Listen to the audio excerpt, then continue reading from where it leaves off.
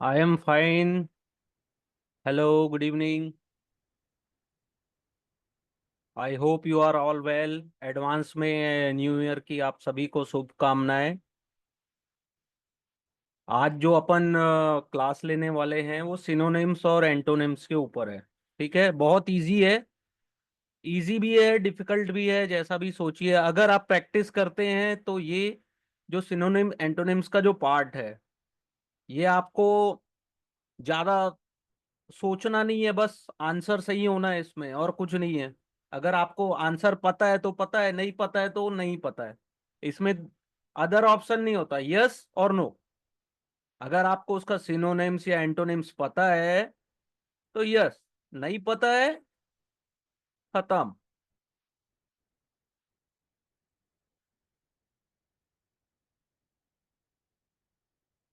हाँ देखिए, बैंक में इसी पैटर्न्स के क्वेश्चंस आते हैं। ठीक है, एसबीआई में या आईबीपीएस या आरबीआई में जिस पैटर्न के क्वेश्चन आते हैं उसी को अपन क्लास में स्टडी करते हैं। ठीक है, लाइव क्लासेस में अपन उसी को स्टडी करते हैं। एटलीस्ट आप वैसे क्वेश्चन से फैमिलियर हो जाओ। ठीक है। तो क्वेश्चन इजी होते हैं, सिनोनिम्स एंटोनिम्स के क्वेश्चंस ना इजी होते हैं। ठीक है, इजी होते हैं। लेकिन अपन क्या करते हैं, बहुत सारे सोचते हैं डिफिकल्ट है करके, इस पार्ट को बहुत सारे लोग मिस कर देते हैं। लेकिन इसके क्वेश्चंस अगर थोड़ा सा भी आपने स्टडी किया हुआ है तो बन जाता है, कोई प्रॉब्लम नहीं होती। ठीक है। अगर मेरे क्लासेस पसंद आते हैं तो प्लीज मेरे जो यूट्यूब में मैं जिसको शेयर करता हूँ उसमें आप लोग प्लीज कमेंट्स में बताइए। नहीं पसंद आते तो कमेंट्स में बताइए कि क्या ऐड कर सकते हैं। अपने फ्रेंड सर्कल में शेयर करिए, और पसंद आए तो लाइक भी कर दीजिए, चल जाएगा। ठीक है, लेकिन अपने फीडबैक जरूर दीजिए। अगर आपको मेरे से ज्यादा सीखना है तो अपने फीडबैक दीजिए। तब मेरे को ज्यादा समझ में आएगा कि मैं कैसा पढ़ा रहा हूँ, क्या आप लोगों के को समझ में आ रहा है, नहीं आ रहा है ना। तो चलिए स्टार्ट करते हैं। पहला जो क्वेश्चन है, क्वेश्चन को पहले हमेशा पढ़ना है। Below a word is given follow by three sentence which consist of that word. Identify the sentence which best expresses the meaning of the word. Choose option E, none of the of this if the word is not suitable in any of the sentence। ठीक है। अगर कोई भी, अगर ये जैसे word दिया है कैलस, अगर वो कोई भी सेंटेंस में सुटेबल नहीं है तो अपने को आंसर ई में टिक करना है। और जो अगर ये जो वर्ड है, one A B C D, जिसमें भी अगर ये सुटेबल है, ठीक है, उसके अनुसार अपने को ऑप्शन में टिक करना है। ठीक है। जो भी बेस्ट एक्सप्रेस कर रहा है मीनिंग को, ये जैसे तीन सेंटेंस इसने दिया है यहाँ पे, इसमें से जो भी सेंटेंस इस वर्ड को बेस्ट एक्सप्रेस कर रहा है वो अपना राइट आंसर होगा। ओके।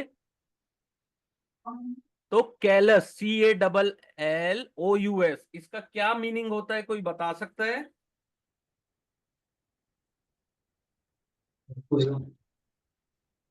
हम्म।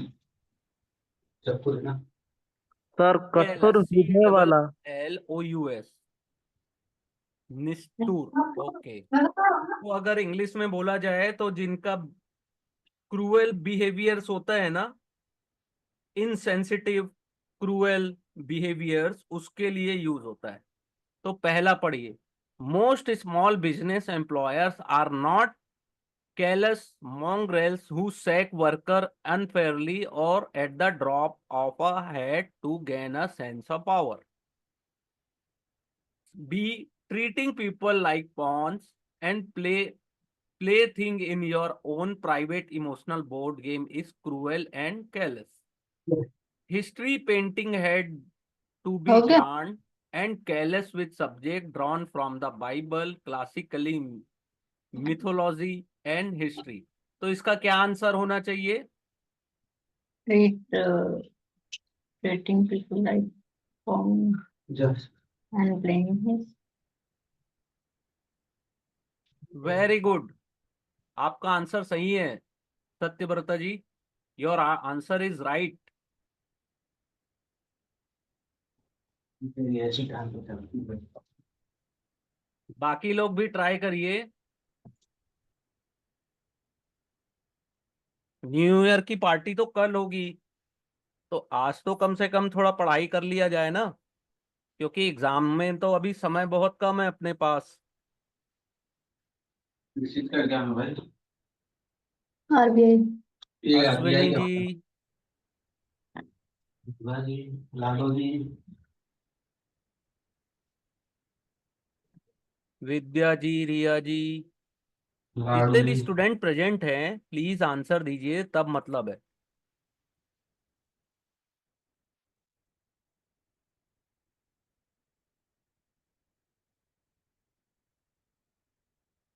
ओके, ट्राई करिए आंसर के लिए। ठीक है, ये बहुत सिंपल है।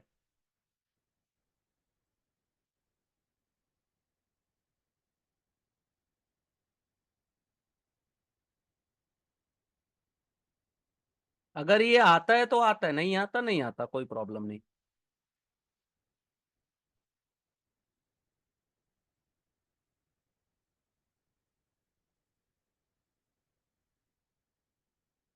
इसका आंसर है सी। थोड़ा डिफिकल्ट है, लेकिन मेरे एक स्टूडेंट ने आंसर सही दिया है, यानी कि उनका सिलेक्शन हो रहा है। बाकी लोग, आप लोग एग्जाम में खाली बैठे रह जाओगे। ठीक है, इस टाइप की प्रैक्टिस चाहिए। ठीक है, स्कोर करना है तो आपको ज्यादा से ज्यादा मेहनत करनी है। ठीक है, सेकंड क्वेश्चन, पहले क्वेश्चन पढ़ना है फिर आंसर देना है। Given below a word followed by three sentences that consist of that word. Identify the sentence that express the meaning of the word. तो स्केल, SCAL, स्केल, स्केल यानी होता है किसी भी इंस्ट्रूमेंट फॉर वेटिंग और किसी भी चीज को नापने के लिए यूज होता है। ठीक है, तो स्केल का कहाँ पे बढ़िया यूज हो रहा है इन तीन सेंटेंस में, देखिए ये इजी है। ये वाला चलो आप लोगों के लिए डिफिकल्ट था, लेकिन ये वाला इजी है, सेकंड बनना चाहिए सभी से। चलिए बताइए आंसर इसका। अपने को सेंटेंस में क्या देखना है, जैसे ये सेंटेंस है, इसमें ये स्केल वर्ड की मीनिंग बेस्ट सुटेबल हो रही है या बेस्ट एक्सप्रेस कर रहा है कि नहीं कर रहा है। ये जो सेंटेंस है ये स्केल वर्ड के लिए सुटेबल है या इसका मीनिंग अच्छे से आ रहा है कि नहीं आ रहा है, बस।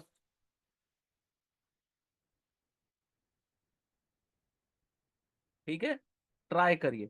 We shall be making the product on large scale next year. अगर आप डेली रीडिंग करते हैं, न्यूज़पेपर डेली रीड कर रहे हैं, मेरी बात को अगर मान रहे हैं, तो इस टाइप के सेंटेंस आप लोगों से 10 डेज की रीडिंग में बनने चाहिए। अगर आप न्यूज़पेपर थोड़ा सा अच्छे से पढ़ रहे हैं ना, तो ये सब सेंटेंस आपसे बिना पढ़े भी बनेंगे। देखो, we shall be making the product on a large scale next year, ये तो राइट है। ठीक है,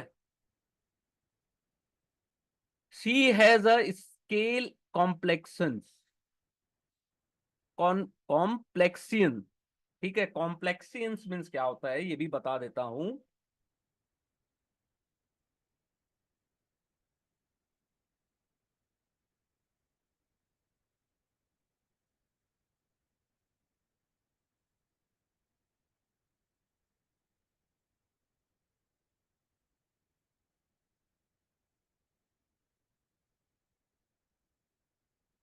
वेरी गुड। जो चेहरे का प्राकृतिक रंग होता है उसको कॉम्प्लेक्सियंस बोलते हैं। ठीक है, डी इज राइट आंसर, लेकिन बी इसके लिए सुटेबल नहीं है। सी देख लेते हैं। The ruler has one scale in centimetre and one scale in inch, तो सी भी राइट आंसर है, तो इसका होगा डी, ए एंड सी। ठीक है, बहुत इजी था, थोड़ा सा पढ़ते तो बन जाता। थर्ड है ईसू। थर्ड है ईसू। ईसू का मतलब तो जानते ही होंगे आप लोग, इंपॉर्टेंट टॉपिक, प्रॉब्लम, इशू मत बना, डिबेट मत कर। He has taken a public stand on the issue of misuse of hospital fund. She wipe her nose with a issue. Wow.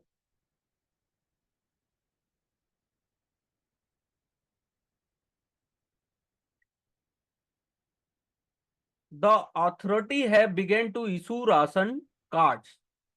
अगर थोड़ा सा भी पढ़ने में आप लोग, इंग्लिश रीडिंग में थोड़े से भी अगर फैमिलियर हो जाओ तो ये सब बहुत इजी है, बनने वाले सेंटेंस है। बताइए थर्ड का। She wiped her nose with a issue.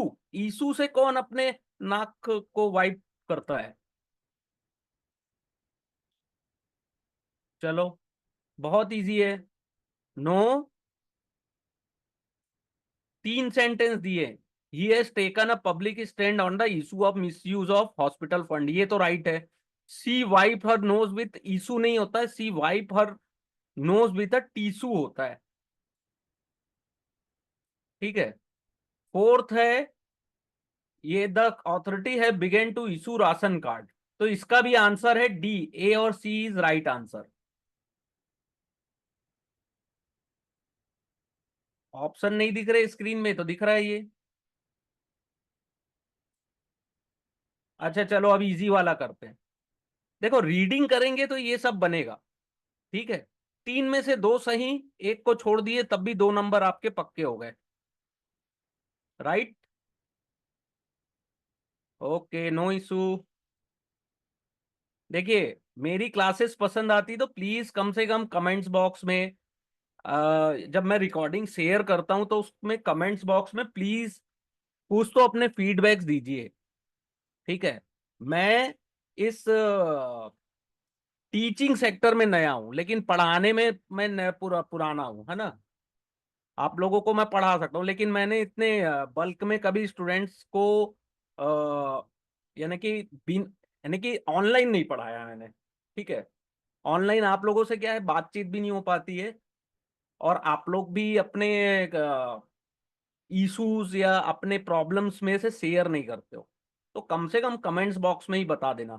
ठीक है। बहुत कॉस्टली होते हैं ये सब, शेयर यानी कि ये सब वीडियो को यूट्यूब में डालना थोड़ा सा कॉस्टली भी होता है, तो कम से कम मेरे को मोटिवेशन मिलेगा ना। देखो, ये जो तीन सेंटेंस थे, केवल रीडिंग, जो अच्छे से रीडिंग करता है ना, जो इंग्लिश रीडिंग में फैमिलियर है, उनसे बन जाते हैं। अब ये यहां से थोड़ा सा, आरबीआई का जो एग्जाम था उसमें एम्बिग्विटी, इसका क्या मतलब होता है? एम्बिग्विटी अगर पता है तो एक सेकेंड में आंसर टिक होगा। इसका क्या है? विच इज वन, पहले क्वेश्चन को पढ़ना है। विच of the following word is the most similar in meaning with the given word. Similar meaning होना चाहिए एम्बिग्विटी के, सिमिलर मीनिंग। फोर्थ का, फोर्थ ट्राई करिए, बहुत इजी है इसका। पहले एम्बिग्विटी का मतलब पता होना चाहिए। एम्बिग्विटी का मतलब होता है expression whose meaning cannot be determined from the its context।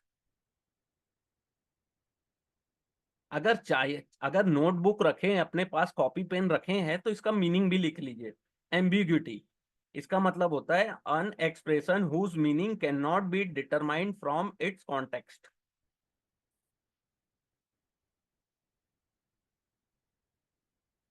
Fourth, fourth का आंसर कंफ्यूज्ड। हाँ, फोर्थ का आंसर बताइए।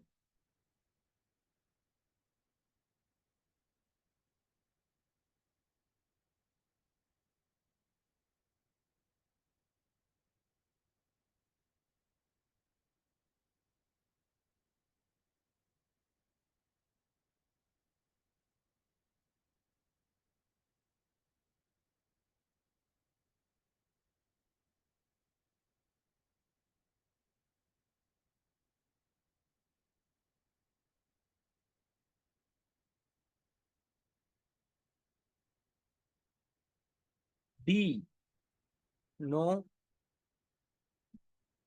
डेस्टिट्यूट का क्या मतलब होता है? जो आपने आंसर दिया उसका मतलब क्या होता है डेस्टिट्यूट?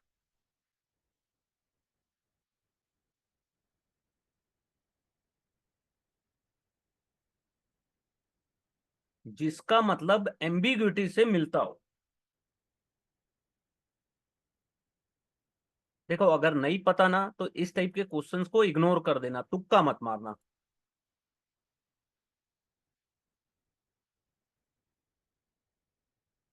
एम्बिग्युइटी का अगर मीनिंग नहीं पता है तो ये क्वेश्चन नहीं बनेगा। लेकिन हम अभी प्रैक्टिस कर रहे हैं, तो बाकी जो इसके फाइव फाइव वर्ड्स है, इसके भी मीनिंग अपन देख लेते हैं।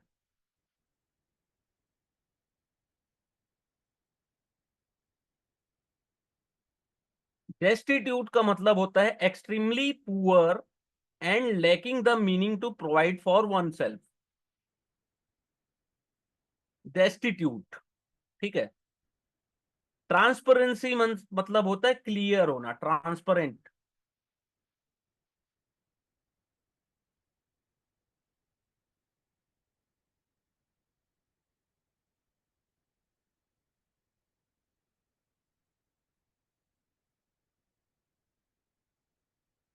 इग्नोरेंस माने इग्नोर करना। एनिग्मा मतलब क्या होता है? एनिग्मा,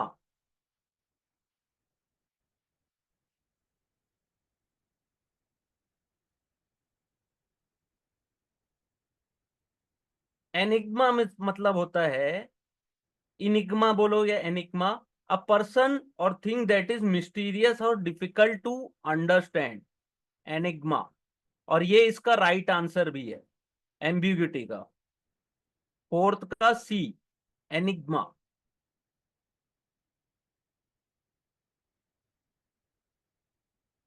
ट्रूइज्म मीन्स क्या होता है?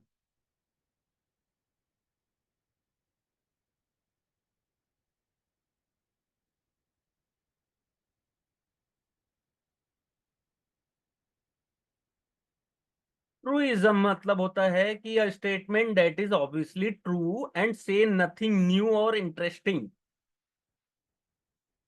ठीक है, तो फोर्थ का C is right answer. Any confusion from here? यहां तक कोई भी कंफ्यूजन है, please ask me.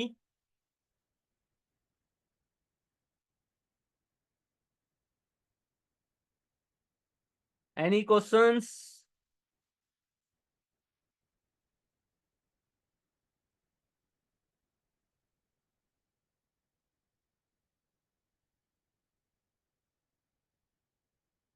Fifth try करें। देखिए, ये आईबीपीएस आरआरबी के एग्जाम में आया था 2020 में। तो अभी चल रहा है 2025, आ जाएगा 2 दिन बाद। तो आपको लगता है इतना इजी पेपर आएगा? डिफिकल्टी लेवल बढ़ेगा, ठीक है। अपने को तैयार रहना है। एग्जाम जितना डिफिकल्ट आएगा, उतने ज्यादा चांसेस होते हैं अच्छे से पढ़ने वाले लोगों के सेलेक्ट होने के।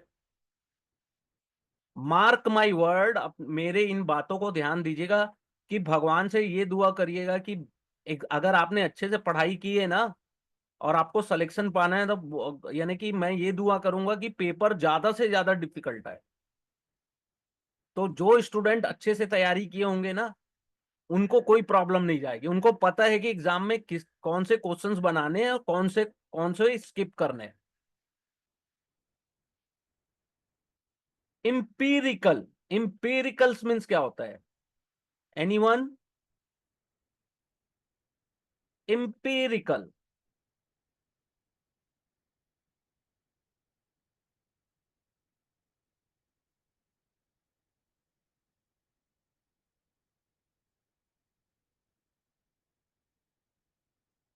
Based on experiment. ओके,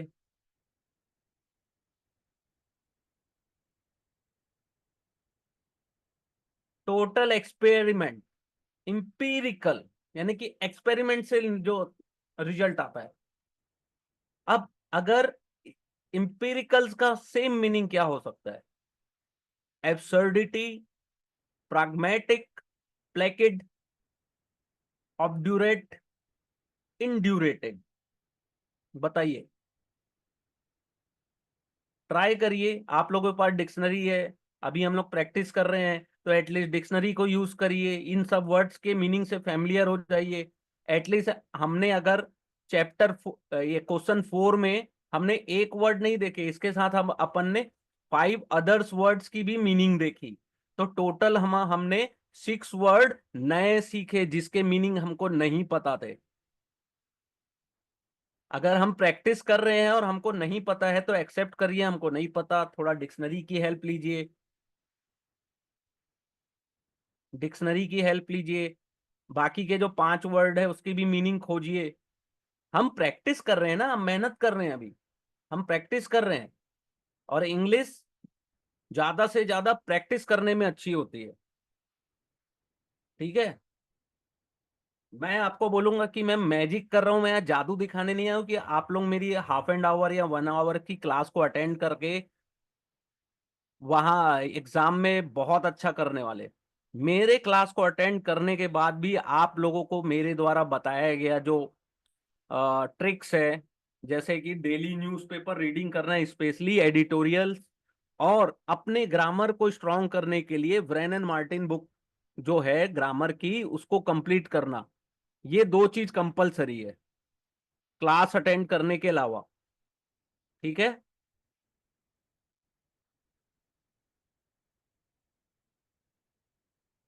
देखो सिनोनिम्स एंटोनिम्स ये जो है बहुत बोरिंग पार्ट होता है, मैं इसको इंटरेस्टिंग बनाने की कोशिश कर रहा हूँ। मेरे को ये भी पता है कि मैक्सिमम स्टूडेंट इसकी प्रैक्टिस घर में करते ही नहीं है। एब्सर्डिटी मीन्स क्या होता है?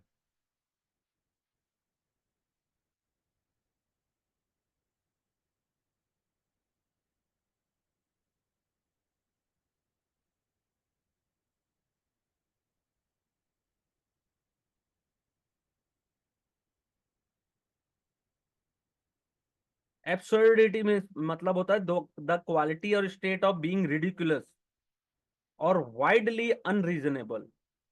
जो अनरीजनेबल जो लोग बातें करते हैं ना उसको एब्सर्डिटी में बोला जाता है। ठीक है,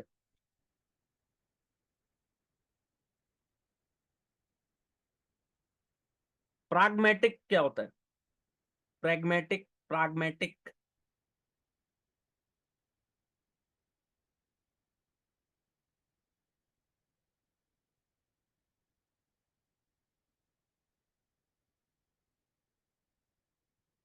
B is right answer. Very good, B is your right answer, pragmatic. Placate means क्या होता है?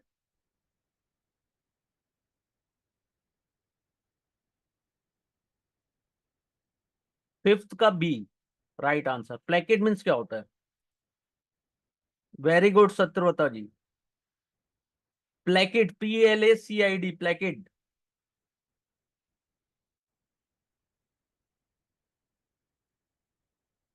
जो बहुत ज्यादा उत्साह में भी नहीं होते और ज्यादा दुखी भी नहीं होते, वो प्लेकेट होते हैं। प्लेसेट, प्लेकेट।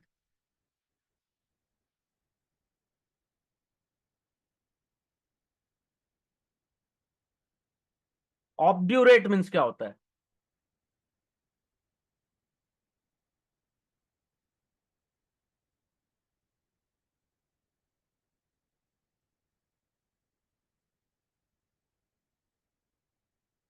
ऑब्ड्यूरेट मानने होता है जिद्दी, जो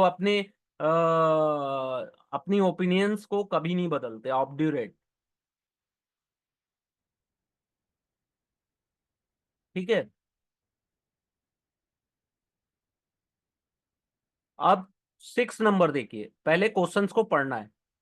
each of the question below there is a word given in a bold which is followed by 5 options. In each of the option a pair of word is given which is either the pair of synonyms or antonyms or synonyms or antonyms of the word given in the bold. Choose that pair your answer. A pair is given which is either the pair of synonyms or antonyms or synonyms or antonyms of the word given in the bold. ठीक है, तो इसमें इसके जो answer है या तो synonyms है या एंटोनिम्स है, या दोनों सिनोनिम्स है या दोनों एंटोनिम्स है। तो जो भी आंसर है उसको सेलेक्ट करना है। विजिलेंस मीन्स क्या होता है? विजिलेंस इजी वर्ड है।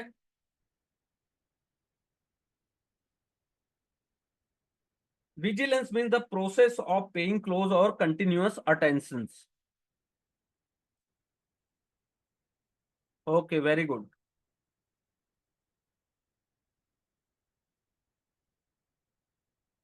तो इसका कौन सा आंसर होगा सिक्स का?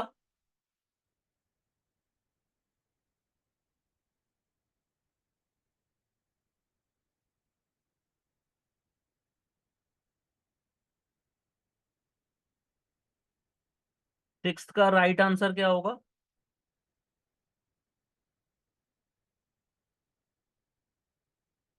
Your answer is right, C, वारीनेस।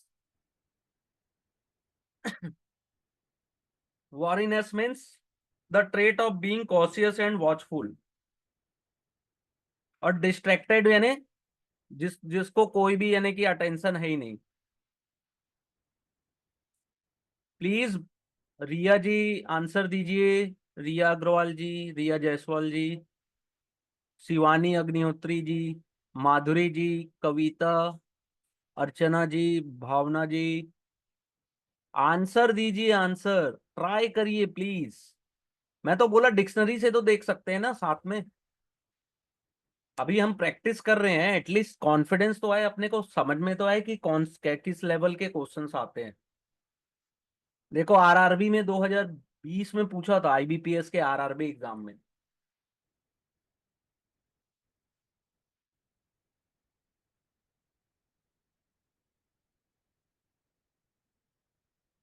C is your right answer Satyavrata ji.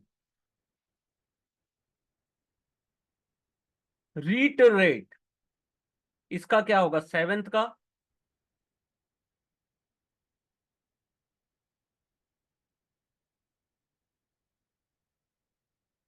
Revised. तो अगर उसका मीनिंग पता है तो उसका आंसर बहुत इजी है।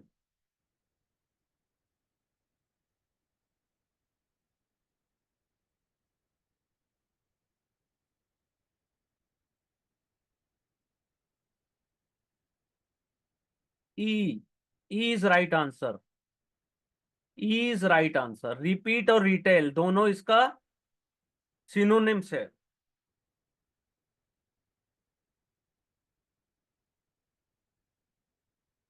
ठीक है।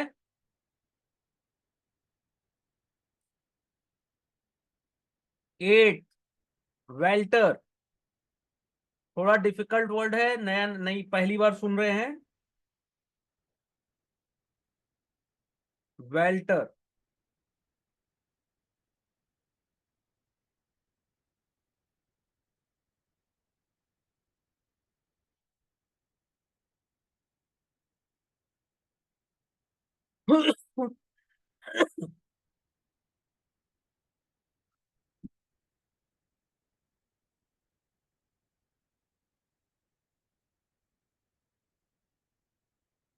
वेल्टर का क्या मतलब होता है? Welter.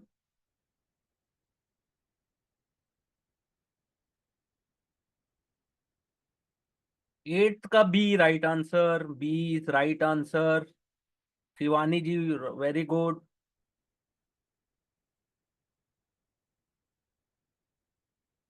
Under, undergird, undergild, undergild, undergird, gild, gird, क्या है ये? अंडरगिल्ड। एट, नाइन्थ का बताइए।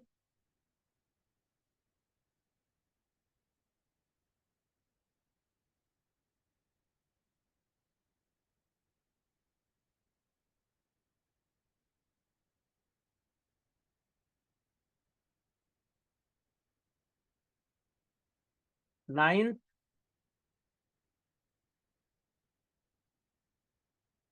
Very good, D. नाइन्थ का D, support and strength.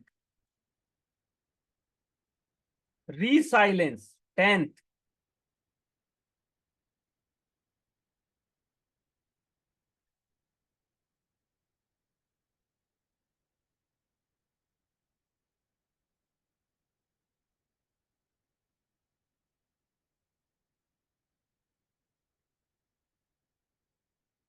10th का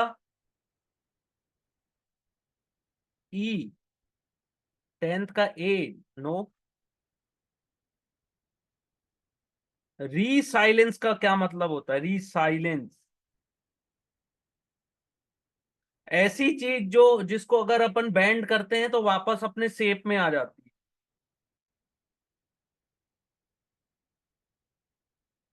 फ्लेक्सिबिलिटी, फ्लेक्सिबल जो होते हैं।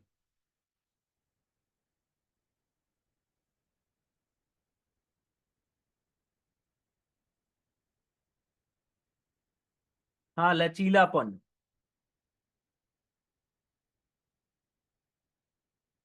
देखिए ये जो है ना, ये जो सिनोनिम एंटोनिम्स है ना, अगर इसको आप 50% भी अगर अच्छा कर लिए इसमें, यानी कि 4 क्वेश्चंस भी आए, 4 में से अगर आप 2 भी बना लेते हैं और 2 को स्किप कर देते हैं, वो 2 नंबर बहुत होते हैं दोस्त। मैं ये नहीं बोलता कि सब बनेंगे आपसे, क्योंकि मोर देन बहुत सारे वर्ड्स होते हैं, लेकिन अगर आप सिनोनिम्स और एंटोनिम्स को अच्छे से प्रैक्टिस कर रहे हैं ना, तो आपका वर्ड पावर, जो शब्दों का कोश है, जो वोकैब्स की प्रॉब्लम होती है ना, वो बहुत ज्यादा सॉल्व हो जाती है, बहुत ज्यादा सॉल्यूशन मिल जाता है उसका।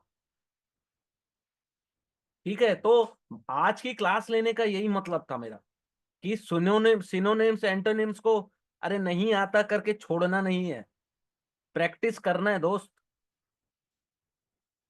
क्या प्रैक्टिस करने के बाद भी हमसे अगर नहीं होता है, ऐसा पॉसिबल है क्या? वो तो फिर आपकी निगेटिविटी बताती है। आप पढ़ाई, आप अच्छे से पढ़ाई करो या मत करो, खुद पे कॉन्फिडेंस रखो कि मैं जो कर रहा हूँ वो सही कर रहा हूँ। आप देखना बहुत अच्छे नंबर्स आएंगे। लेकिन आप बहुत अच्छा प्रैक्टिस कर रहे हो, बहुत बहुत ज्यादा पढ़ाई कर रहे हो, लेकिन खुद में कॉन्फिडेंस नहीं आ रहा है ना, तो वहां पे धोखा खाओगे। तो मैं जैसा बताता हूँ, जैसे ये सिनोनिम एंटोनिम्स पढ़ाने का मेरा यही मकसद था। ठीक है, चलो एक और क्वेश्चंस कर लेते हैं। इसका आंसर है डी, प्लाइबिलिटी एंड रिगिडिटी। इन दोनों का मतलब होता है फ्लेक्सिबल। Answer D. 11th कर लेते हैं। Which of the following word is the most opposite in the meaning with the legitimacy as highlighted in the passage?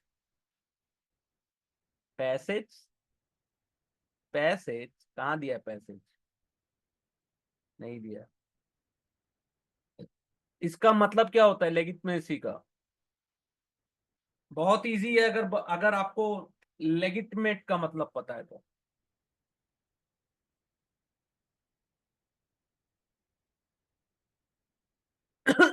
बहुत इजी है। Very good, very good, very good.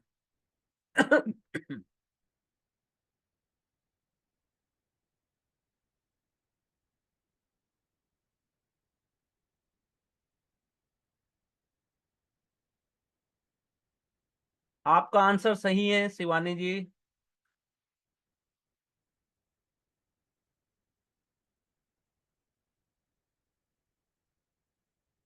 Acceptance, no.